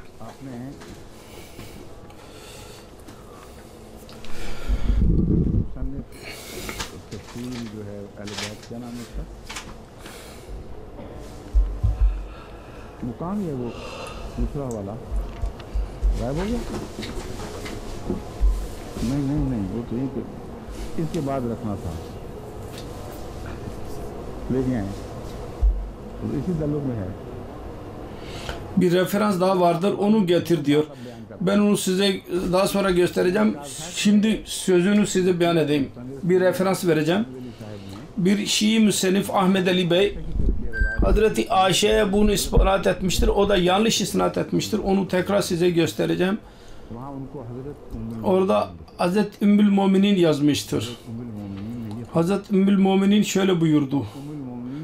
Ve Ümmül Müminin mertebesi nedir? O şudur ki daha sonra yazarak gidiyor. Hangi kadınlara Ehl-i Beyt'i sokuyorsunuz? Bu onlardan oydu. Muhammedur Resulullah sallallahu aleyhi ve sellem ondan dolayı bir ay eziyet içinde kaldı Hazreti Ayşe radıyallahu anha. Ne kadar habisane bir suçlamadır. Mulhidler gibi bir suçlamadır. Pis bir suçlamadır. Masum bir kadın olan Hazreti Ayşe anamıza. Daha önce Hazreti Meryem'e bu suçlama yapılmıştı. Onu temizleyebilirdi Muhammed Resulullah sallallahu aleyhi ve sellem. Ve Allah-u Teala vahiy vasıtasıyla beriyetini beyan etti. Ve bu herifler hala da bedbahtlar saldırıyorlar. Resulullah sallallahu aleyhi ve sellem'in zamanında bu tekrarlandı ve Resulullah'ın zevcesine bu suçlama yapıldı. Ve Allah-u Teala onun temiz olduğunu beyan etti. Ve bu yazar diyor ki bakın bunlara azvac-ı mutahharat mı yazıyorsunuz? Bunlar Ehl-i Beyt'ten mi olabilir? Haşa, belki bir hareketinden dolayı Muhammed Resulullah'a bir ay eziyet verdi. Ondan sonradan sure nazil oldu. Suret ne dedi? Ayşe'nin hatası yüzünden Resulullah'ın eziyeti içinde kaldı mı beyan edildi. Sure başka bir şey beyan etmiştir. Muhammed Resulullah sallallahu aleyhi ve sellem'in boykotundan dolayı ve önem verdiğinden dolayı Hazreti Ayşe'nin sıkıntı çıktığı beyan edilmiştir surede. Hazreti Resulullah sallallahu aleyhi ve sellem bu ayetten sonra Hazreti Ayşe'nin evine gittiği zaman Hazreti Ayşe şükür etmedi. Şimdi faydası ne dedi? Benim Rabbim benim temiz olduğumu beyan etmiştir. Ben bir ay azap içinde kaldım. Bunun af dilemesinin sizinle bir alakası yok. Benim Rabbim benim temiz olduğumu beyan etmiştir. Kur'an ve hadisle alakalı olarak biz onu öyle gördük. Ve bu bedbahtlar annelerinin resmini böyle çekerler. Ümmül Müminin diyenler. Ne kadar çirkin saldırılardır. İnsanın kanı kaynıyor ama ne yapalım? Sabır telkin edilmiştir. Allah-u Teala bunlara hidayet versin. Bana merhamet ediyorum. Şiilere ne biliyorlar, din nedir, ne Kur'an bilgisine sahip, ne de hadis bilgisine sahip. Her sene mollaları diyorlar teberra ederken onları Allah-u Teala'nın temsilcisi kabul ediyorlar ve matem ediyorlar. Fakat bilmiyorlar ki niye matem ediyorlar. Bunlardır aslında matem edilecek olan şeyler. Bu zulümdür bunların yaptıkları. Manevi bir Kerbela'yı bunlar ortaya çıkardılar. Bedensel Kerbela'yı dövünüyorsunuz. Bu Kerbela için dövünün. Muhammed Resulullah sallallahu aleyhi ve sellem ve arkadaşlarına ve peygamberlere ne kadar çirkin saldırılarda bulunulmuştur Şiiler tarafından. Asıl Kerbela budur. मैंने वो कहा था वो जो तस्वीर में रखा ना Ben size söylemiştim, detaylı olarak bir वो बाद में करेंगे जो कॉल इकट्ठे करके आप referans var. Siz yanlış anladın. Ben söylemiştim ama bu değil. अब जो हवाला मैंने बताया है Şimdi referans Mir Ahmed Ali वर्ष 155 156 Hud suresi इस पर बहस कर 174 ayet the conduct diyor ki, of the wife İngilizce okuyor. is well recorded in Islamic history. यानी इस्लामिक हिस्ट्री में वो कभी İslam की बात नहीं कर रहा है tarihinde pis suçlamadan bahsetmiyor. Bedbahtlardan bahsediliyor ki Hazreti Ayşe'ye sıkıntı verdiler ve Resulullah'a da sıkıntı verdiler. Some of the wives of the Holy Prophet is well recorded in Islamic history as to who were those of his wives with whom the Holy Prophet was pleased, and who were those who teased him and used to give him the headache by their behavior with him, which necessitated their being discarded for about a month until Surah 16 was revealed.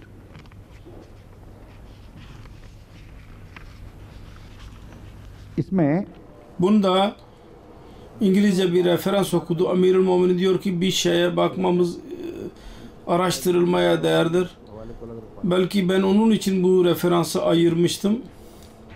दो वाक़यात मिलते हैं मुझे İki söz vardır. कतई तौर पर Hala ben kesin olarak इस हवाले के मुतालिक ये bu referansla olarak ihtimal vardı. Kesin bilmiyordum. Birisi şudur ki Hz. Resulullah sallallahu aleyhi ve sellem Allah-u Teala dedi ki, अगर इनका दुनिया की eğer bunların dünya sıkıntısından bahsediyorlarsa onlara de ki, कि तुम्हारे लिए इख्तियार size veriyorum, हर किस्म के yetki veriyorum. रुखसत कर देते İsterseniz size para ve refah vererek ayırayım. Eğer isterseniz sıkıntı da benim için kalın. Ben de sıkıntıyı benimsedim. Allah için ona katlanın. इसके बाद Bundan sonra आप कुछ देर अलग रहे bir müddet onlardan ayrı kaldı. मैं इससे इसलिए Fakat bundan एक तरफ जा रहा हूँ कि ben किसी सूरत के नतीजे में आप क्या bir sure dışında için geri gelmemiştir. आपकी तमाम अजवाज Karılarının hepsi düşündükten sonra arz ettiler. या रसूलुल्लाह Ya Resulallah, के साथ रहना biz sizinle beraber kalmayı kabul ediyoruz. Ne kadar sıkıntı olursa olsun. Dünyanın nimetlerini istemiyoruz. मुझे भी वहम पैदा हुआ कि कहीं ये उस वक्त Vahime oldum. Hangi başka bir vahis आपको बता दूंगा başka daha sonra ben size diyeceğim. क्योंकि वहाँ उनकी बरियत में तो कोई सूरत नाजिल नहीं Onların beriyeti için, pak oluşu için bir अजवाज मुताहरात ayet inmemişti daha sonra. Ezvacılar, Resulullah sallallahu aleyhi ve sellem ezvacılar kendileri geliyorlar ve diyorlar ki biz sizinle beraber yaşamak istiyoruz. Başka bir hayat istemiyoruz. दोबारा अपने ताल्लुकात Ve böylece Resulullah kendi alakalarını tekrar kurmuştur. Onun için bu işaret sureyi çıkar. Orada göreceğiz nasıl, hangi yöne işaret etmiştir. Şimdi hemen araştırın diyor. तक अगली आयत से शुरू करता हूँ अवलम्मा असाबत Şimdi ikinci ayetten başlıyorum. Avalamma asabatkum musibetun kad asabtum mislaha kultum anna haza. Kul huwa min inde anfusikum. Innallaha ala kulli şeyin kadir. Ve ma asabakum yawmal takal jam'ane fe bi iznillah ve liya'lamal mu'minin.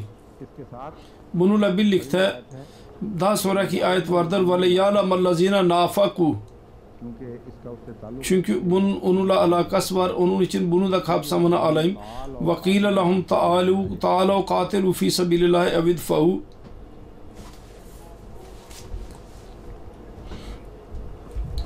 सवाल है क्या ये हकीकत है Soru budur. Bu doğru değil midir? कि जब तुम्हें कोई मुसीबत पहुंची Siz bir sıkıntıya girdiğiniz zaman जिससे दुगनी मुसीबत तुम उन पर डाल चुके थे siz onun iki misli kafirlere uğratmıştınız. Siz dediniz ki bu nasıl oldu? एक तो ये माने बन सकते Bir anlam bu olabilir. वो तर्ज बयान है जो İkincisi daha önce ben beyan ettim. कि क्या हमेशा जब भी Her ne zaman ऐसी मुसीबत पहुंचे böyle bir sıkıntıya girerseniz ki onun daha önce iki mislini siz kafirlere कहाँ से आ गए leri onun iki mislini onlara uğratmış olabilirsiniz. वो यही दूसरे माने लफ्ज़न दुरुस्त बैठते हैं Amirul Mu'minin diyor ki ikinci anlam daha güzeldir. बयान ऐसे है Fakat bu beyan öyledir ki benim kafamda इमरार के मजमून istimrar konusunun cevazı dahi söz konusudur. कभी मौके पे Her ne zaman öyle olay olursa düşman sizden bir sıkıntıya girerse siz de sıkıntıya girerseniz siz hep öyle mi diyeceksiniz ki biz niye sıkıntıya girdik mi diyeceksiniz. नफ्सियाती लिहाज Temel budur. Psikolojik olarak bu konuyu devam ettirir. Yoksa misleha hadisesi bir defa olmuştur. इसलिए हज़रत Onun için Hz. Müslim Mevud radıyallahu anh bir defa tercümesini beyan etmiştir. Bu olay doğru değil mi? खुद दूसरों को Ki siz बुरी तकलीफ पहुंचा चुके थे düşmanlarınıza iki misli sıkıntı vermiştiniz. Siz aynı sıkıntıyla baş başa geldiğiniz zaman dediniz ki bu nasıl oldu? De ki ये तुम्हारी अपनी तरफ से bu sizin kendi tarafından gelmiştir. İnnallaha ala kulli şeyin kadir. Allah-u Teala her şeye gücü yetendir. Şimdi ben bunun lügatına gireyim önce. Halle lügat ve ondan sonra ben tekrar tefsire geri geleceğim. साबा Yusuf Saba yasubu soban ve masaban. Sabal mataru सब्बा व in sabba ve nazala. बारिश बरस Yani नाजिल हुई yağmur indi. नाजिल होना गिरना वगैरह İnmek, düşmek anlamı vardır. कहते हैं Musibet अचानक आप birdenbire टूट पड़े gelene denir. Birdenbire inen. बुनियादी तौर पर ये माना Temel olarak नहीं है गिरने üstten düşmek demektir. Oradan alınmıştır. Sabah sahmu nahver remiyeti इसका मतलब है सीधा जाकर ok निशाने पर लगा tam hedefine ulaştı. साबतकुम Asabatkum साबत asabas sahmu तीर का ok निशाने पर लगना tam olarak मुसीबत अलबलियत yerine inmesi. Al musibetu ad dahiyetu ve şiddetu ve kullu amrin makruhin. Musibet, bela, birdenbire gelen sıkıntı, şiddet के लिए इस्तेमाल होता ve her istenmeyen şey için kullanılır. है इल्तिका से मुराद İltika, जंग में मुड़ भी karşılaşmak savaşta. जहाँ तक शान नज़ूल की बहस है ये Şan-ı Nuzul meselesine gelince müfessirler bunu beyan ediyorlar. Şan-ı Nuzul da Hz. Ömer bin Hattab radıyallahu anh'dan rivayet edilmiştir. ने फरमाया कि Dedi ki Uhud savaşında Müslümanlara bir sıkıntı geldi. Sebebi şuydu ki Bedir'de fidye almışlardı. Çıkardınız mı onu diye soruyor. Hangi ayettir?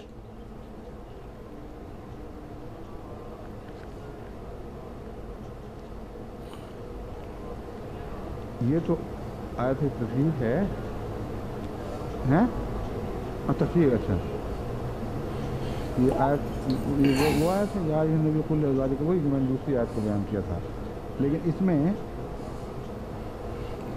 ये कहाँ दूसरी आयत कौन सी है जब वो नाज़िल हुई तो फिर आपने İkinci ayet nerededir? İndiği zaman Resulullah वो कहाँ है o nerededir diye soruyor.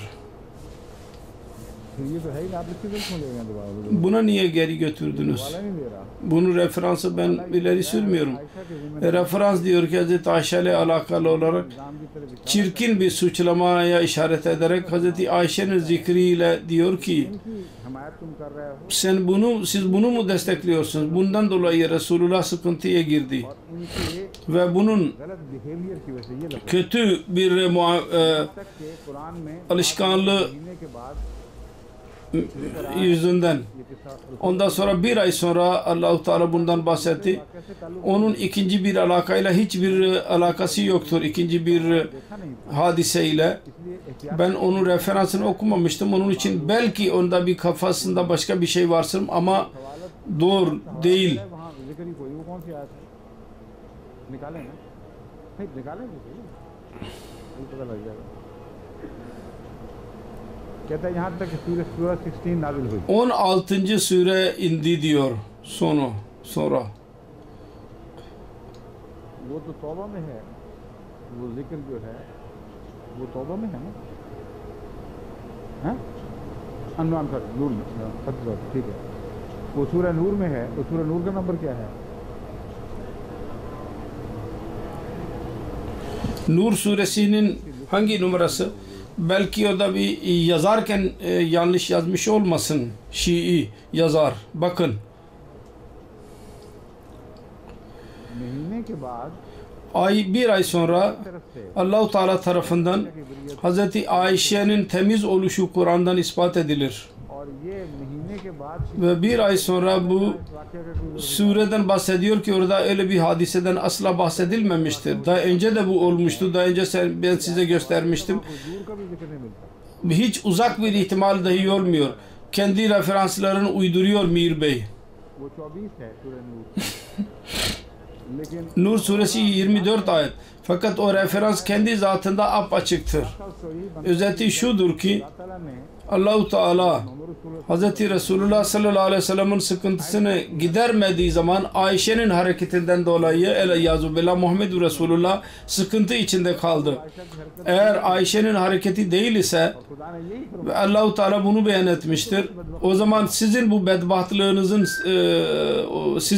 bedbahtlığınızın yerine कबूल करने की तरफ मारे. işaret olarak dahi ये हालत बुग़्ज़ में पल रहे हैं. yani bunların düşmanlıkları vardı. Düşmanlık ile yetişmişlerdir. Tekrar diyorlar amme Şii insanlara büyük zulüm yapıyorlar. Onların bütün bunları değil de जुल्म हो रहा है. bak dinlemeleri lazım. Ne zulüm ediliyorlar? Pak masum imamlar ile bunlar arasında bu mollalar arada bulunuyorlar. Ve bu mollaların Sunnilerin karakteri de böyledir. आगे खड़ा हो जाते हैं. Doğruluğunun ortasına dururlar. Ve oradan o kadar karanlıktırlar ki oradan ışık giremez. कहाँ से अवाम नास? Şimdi amme insanlara nasıl ışık girsin? उनमें अगर रोशनी Onlar hakkında ben tecrübe ettim. ज्ञान नहीं. Onların mizacı mollalar gibi değil. Eğer nur onlara ulaşırsa cahil olurlar ama molla değil. Okumuş olanlardan daha fazla aydın insanlardır. Sade mizaca sahiptirler ve एक पेश नहीं आते. karışıklıkları bilmezler. Ve meseleler her ne zaman biz tartıştıysak Pakistan'da meclislerde ben katıldım. Birçok defa dolaştık. Değişik yerlerde soru cevap meclislerini kurduk. Büyük mollaları dahi gelirdi ve ama insanları dahi benim tecrübemdir. Söz dinledikten sonra molla yine kendi yerinde duruyordu ama insanlar kabul doğru diyorsunuz diyorlardı. नास तक पहुँचना है. Biz amme insanlarına ulaşmalıyız. नूर के आगाज और आवाम Nurun başlangıcı ile insanlar arasında bunlar duruyorlar. Diğer taraftan nur tekrarlanmıştır bu devirde. Onun ile insanlar arasında bulunuyorlar. हमारे पैगाम रसानी Ve bizim बंद कर बैठे. bütün yollarını bunlar kapatmışlardı. Şimdi Allah-u Teala eğer lütuf indirmiş olmasaydı हमारे पास कोई जरिया नहीं. bizim elimizde bir çare yoktu amme insanlarına ulaşmak için. Şimdi ulaşıyoruz Allah-u Teala'nın lütfuyla ve o kadar çabuk etkisi vardır ki अपने गैर 2 gün önce bir gayri Ahmedi bir gayri Ahmedi dostunu derse getirdi ve o dersi dinledikten sonra hemen dedi ki ben şimdi hemen biat olmak istiyorum. ये मैं बताना चाहता हूँ कि Şunu söylemek istiyorum ki bizim için gereklidir ki biz amme insanlarına ulaşalım. Temelde Hz. Halife Salis Rahimahullah diyordu ki Pakistan'ın %99,9 insanlar %99 iyi insanlardır. %1 insanlar yaramazdır. Tabii ki uysaldır ama cahildirler diyor. Cahilin musibeti şu olur ki uysal olmasına rağmen दिल में गड़ जाए eğer bir şey onun kalbine girerse गलत ही हो. ister yanlış olsun bilgisizlikten dolayı canını verir onun uğruna. ये तौफीक नहीं. Ve okumuş insanlar bunu yapamazlar. Onun için fesat amme insanlar tarafından olur. Okumuş olan insanlardan değil. Ve onların uysal olmasının delilidir. Aslında doğrudurlar onlar. Yanlış bir söz dahi orada dururlar ve kalbinde ve hemen canlarını verirler. İki zengin insanlar जलने का तमाशा देखते रहते ateş yakarlar ve ondan sonra temaşa eylerler. Zevk ile. हैं. या आवाम Onun için ben diyorum Şii insanlara bizim Ahmediler bu sözleri ulaştıracaklar. Ondan sonra görecekler onların tepkileri kesinlikle ashab ve azvac-ı mutahharatın lehinde olacak. ve şiddetli bir şekilde hatayı anlayarak bu büyükleri küçük düşürmekten vazgeçecekler ve bunların saygınlığını kabul edecekler. İnşallah. Şimdi ben tekrar 167 ayete geri dönüyorum.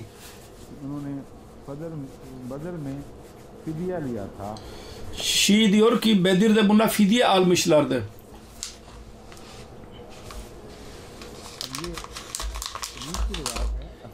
Çok tuhaf bir rivayettir. Birisi bunu beyan etmiştir. Hiçbir alakası dahi yoktur. Ben kabul edemem. Ya Hazreti Ömer radıyallahu anh öyle bir şey beyan etmesin. Kur'an'ın açık beyanatına aykırı olan. Kur'an diyor ki sıkıntı Resulullah'a itaat edilmediğinden dolayı ortaya çıktı. Siz söz kabul etmediniz ve onun neticesinde bir sıkıntı söz konusu oldu. Onu Bedir ile bağlamak ve fidye aldı demek. Fidye Resulullah almıştı.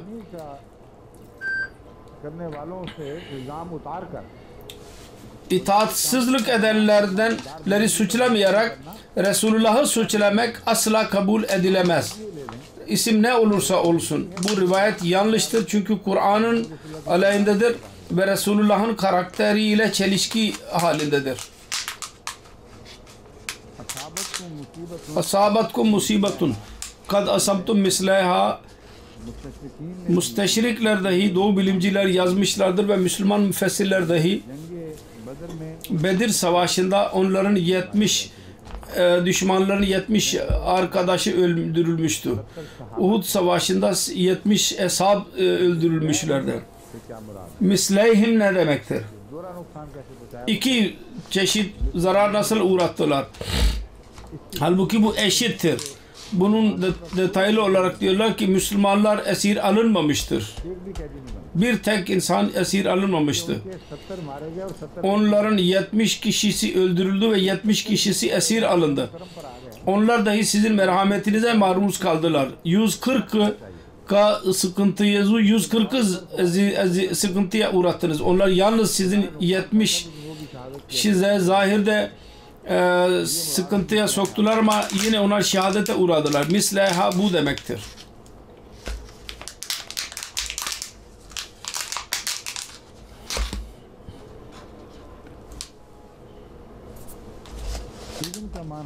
İzinin anlamı bu müfessirler genellikle Allahu Teala'nın kaderi olarak kabul etmişlerdir. Ki orada bir cebir söz konusu olsun. İzin demek icazet, izin demek oluyor. Uzena lillezine yuqataluna bennahum zulemu. Burada izin konusu vardır. İzin Türkçe'de de izin denir. İcazet denir bizim Urdu dilinde. Hac suresinde kital ile alakalı olarak eğer emir anlamı alınırsa bu da kabul edilebilir. İzin demek izin vermek, icazet vermek demektir. İnsan birisinin icazetiyle, izniyle girer. Odaya izin almadan giremez. Onun için ben ısrar ediyorum. Burada uzena'dan murad ve iznillah'tan murad şu değil ki Allah-u Teala önceden karar vermişti. Mutlaka kader idi tamamlanacaktı. Hayır, aksine o alakayla birlikte olarak Allah-u Teala'nın kadir oluşu beyan edilmiştir. Allah kulle şeyin kadir. Yani kötü olabilirdi neticesi eğer Allah-u Teala mani olmasaydı. Fakat Allah-u Teala belli bir hikmete tabi olarak izin verdi ki sizin hatanızın cezasını siz çekersiniz ve onun neticesinde birçok öyle meseleler vardı Allah-u Teala'nın gözünde.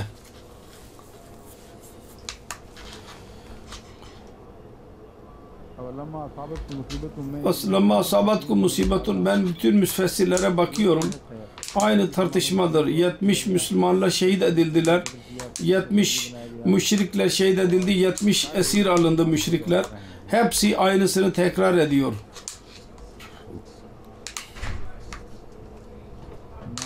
राजी İmam Razi इस बात को रद्द करते हैं। bunu reddeder ki Bedir. इमाम राजी फरमाते हैं, İmam Razi diyor ki पहली आयत में जिक्र है ilk ayette zikir vardır ki bu sıkıntı onların kendi nefisleri ve günahları neticesinde söz konusu oldu. Bu ayette dendi ki bu musibet kendilerine başka sebepten dolayı ve geldi. Mümin ile münafık arasında bir temizlik söz konusu olsun. Bir राजी जो बयान फरमा रहे हैं ayrım. İmam Razi diyor ki bunların zihninde bir tezat yoktur, olamaz. Murat budur ki zayid bir hikmet vardır bunda. Ve aynı konuyla alakası vardır. İzinden murad izin almaktır. बेहिकमत Allah-u Teala hikmetsiz olarak bu sıkıntıya izin vermedi. Bunun bir gayesi vardı. O da gaye şuydu ki bu zaman मोमिन और mümin ile मोमिन और gerçek mümin ile münafık arasında ayrım yapılsın. इस मजमून का Fakat bu konunun उस वाक़या direkt olarak o olayla alakası yoktur. में वजाहत करना चाहता हूँ। Ben bunu açmak istiyordum. Yalnız sıkıntı ile alakası vardır. क्यों पहुँचे? Sıkıntı niye söz konusu oldu? इजाज़त दी। Allah-u Teala izin verdi. क्योंकि आगे जाकर Ondan sonra Allah-u Teala bu konuyu açıyor. Sıkıntı पहुँचाने के नतीजे में neticesinde काफिरों और मोमिनों और मुनाफिकों में तफरीक kafirlerle münafıklar arasında bir ayrım söz konusu oldu. O ayrımda Uhud savaşındaki münafıklar dahi vardı ki onlar savaşa katılmamışlardı. से मैं आपको वजाहत कर दूंगा कि क्यों मैं इस बात को Ve onlar ayrı duruyorlardı. Ben oraya gelince वाक़या से नहीं बांध beyan edeceğim. Ben onu जंग ओहद में जो कुछ हुआ Uhud savaşında her ne yaşandıysa orada başka bir hikmet vardır. एक पेश नज़र ये थी कि Bir şudur ki bu savaştan sonra मोमिनों से अलग होकर münafıklar müminlerden ayrılacaklar. Asıl konu budur. मैं समझता हूँ दुरुस्त है और मैं इसकी तईद में आगे बात करूँ। Ben onun doğru olduğunu kabul ediyorum. इसलिए इमाम राजी Onun için İmam Razi नहीं लेते, izin buyruk manasında değil ve ilmihi जैसा diyor. फरमाया व अज़ानुम Minallah, Ve azanun minallahi dedi. ईमान है अल्लाह की तरफ। İlandır Allah tarafından. वो इजाज़त वाली बात है, इल्म कह दें उसको, लेकिन मफ़हूम इमाम राजी भी इजाज़त वाले जान। İmam Razi dahi izin anlamında almıştır. İcazet. इजाज़त तो नहीं होती, वहाँ ऐलान है और हुक्म नहीं है। इसलिए ये दुरुस्त नहीं कि वहाँ माना इज़्न इजाज़त के लिए जा सके। ये सूरह तौबा में ये जो ऐलान हुआ अल्लाह की तरफ से, इसके लिए लफ्ज़ इज़्न है और अज़ान भी इज़्न से निकली हुई है। Tövbe suresinde de izin var ve ezan da aynı manadadır. İlan etmek. İlandır, duyurudur. İster kabul edin, ister kabul etmeyin. और फिर कहते हैं जैसे Sonra diyor ki आज़न्ना का मामला azannaka ma minna min şehid फाज़नु बेहरबिन मिन, fazanu bi harbin min Allah. सबसे मुराद Bütün bunlardan murad bilgidir. फाज़नु बेहरबिन मिन, Fazanu bi harbin min Allah. बस हुक्म नहीं है कि तुम जरूर अल्लाह Buyruk değil, Allah ile savaşın. अल्लाह से लड़ाई के लिए तैयार Allah-u Teala ile savaşmaya hazırlanın. İsterseniz का तरीके से kabul edin, savaşın. तौबा करना। İster tövbe edin. इज़्न के माने यहाँ एक Burada izinin anlamı, इजाज़त के माने icazet anlamı, ihtiyar, seçenek manası vardır burada. इब्न Abbas İbni Abbas diyor ki कि इज़्न से मुराद अल्लाह की क़ज़ा, izinden murad Allah-u Teala'nın kazası ve buyruğudur. कहते हैं ये माने इससे Diyor ki ज़्यादा मुनासिब है। bu manalar şu bakımdan daha önemlidir. ये कह दिया जाए Eğer şu denirse तसल्ली पाए, o zaman Müslümanlar teselli bulmuş olacaklar. चलो बात जो अगर तकदीरी थी तो उसको Eğer kader idiyse doğrudur. मैं इमाम Fakat burada ben İmam Razi ile ihtilafa giriyorum. Çünkü Kur'an-ı Kerim bu gibi sözlerle teselli vermez. Derin hikmetli sözler beyan eder. अलग बात है कि क़ज़ा के बाद मौके पर आके इंसान से Bazen insan başını eğdirir fakat kalbinin vesvesesi devam eder ve sıkıntı yine devam eder. Tamam, Allah-u Teala'nın rızasıdır, biz kabul ediyoruz. Ama eğer hikmet beyan edilirse niye bu böyle oldu? O zaman gerçek teselli bulunur. Onun için burada takdir anlamını beyan etmek bence doğru değil. Kader anlamı. खुद और बयान फरमा Sebebini de daha sonra Allah-u Teala beyan ediyor. Isn't कह के İzin diyerek खुद और बयान फरमा रहा है। hikmet beyan ediyor. इज़न का माना अगर तकदीर ये Eğer hikmet kader anlamında alınırsa o zaman hikmetten söz etmek yerinde değil. Gerekmez o zaman.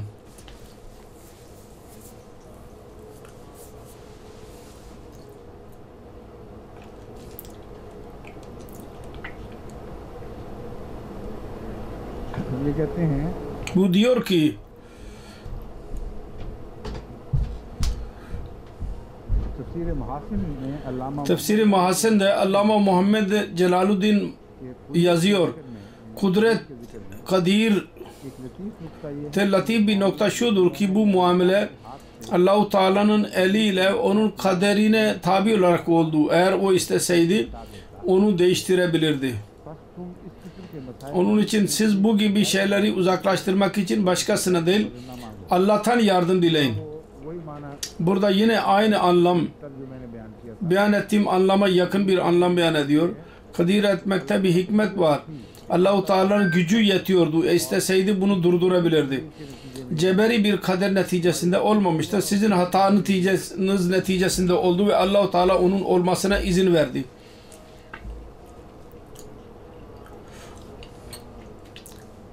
ये कहते हैं कि Diyor ki यह तफसीर में Şii tefsirinde şu yazılıdır sonunda. Ahmadi साहब Mir Ahmedili'yi बयान करते हैं beyan ediyor. सारा खुलासा उनकी बात Özeti şudur. कि इस आयत से ये साबित Bu ayetten ispat ediliyor ki आया bundan önceki ayetlerden Allah-u Teala Uhud Savaşı'nın sıkıntılarını mümin ile münafıkı tanımak için खुद वारिस फरमाया bizzat o getirmiştir. Ve bu musibet şu sebepten dolayı oldu ki मोमिन mümin और सच्चों में ve doğrular arasında münafıklar arasında öyle ayrım yapılsın ki ondan sonra bir şüphe baki kalmasın. तफरीक हो गई Diyor ki o ayrım yapıldı. और हज़रत अली अकेले Hazreti Ali tek başına mümin olarak ortaya çıktı. और बाकी तमाम Ve diğerlerin hepsi için Uhud Savaşı münafıkların mezarı oldu. और हमेशा हमेशा के Ve ebedi olarak karar verildi ki mümin kimdi ve münafık kimdi. लिए इस आयत का और इस Bu ayetin ve bundan önceki konu ayetin anlamı budur Şiilere göre. इसके बरक्स Buna mukabil olarak Kur'an-ı Kerim ne diyor? Dinleyiniz.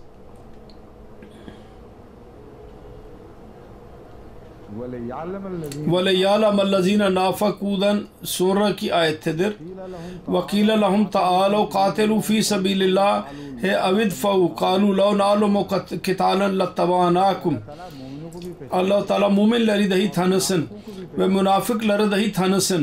और खुदा ने Ve Allah-u Teala münafıkları nasıl tanıdı? जिक्र दी Bu zikir vardır. वकील लहम وَقِيلَ لَهُمْ تَعَالَوْا قَاتِلُوا ف۪ي سَب۪يلِ اللّٰهِ उनको कहा गया था कि Onlara dendi ki gelin Allah-u Teala'nın yolunda kital edin yahut savunma yapın.